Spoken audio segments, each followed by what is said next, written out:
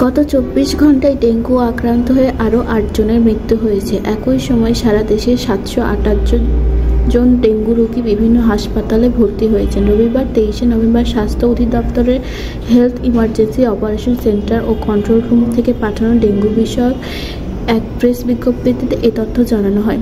এতে বলা হয়, গত ২৪ ঘণ্টায় ডেঙ্গু আক্রান্ত হয়ে হাসপাতালে ভর্তি রোগীর মধ্যে বরিশাল বিভাগে সিটি কর্পোরেশনের বাইরে ৮৩ জন, চট্টগ্রাম বিভাগ সিটি কর্পোরেশনের বাইরে ১৩৪ জন, ঢাকা বিভাগ সিটি কর্পোরেশনের বাইরে ১২১ জন, ঢাকা উত্তর সিটি কর্পোরেশনের বাইরে ১২৯ জন, ঢাকা দক্ষিণ সিটি কর্পোরেশনের ৮১ জন এবং খুলনা বিভাগ সিটি কর্পোরেশনের বাইরে ১১২ জন, ময়মনসিংহ বিভাগ সিটি কর্পোরেশনের বাইরে ৪৪ জন, রাজশাহী বিভাগ সিটি কর্পোরেশনের বাইরে ৪৮ জন, রংপুর বিভাগ সিটি কর্পোরেশনের বাইরে ১৯ জন, সিলেট বিভাগ সিটি কর্পোরেশনের বাইরে ৭ জন রয়েছেন।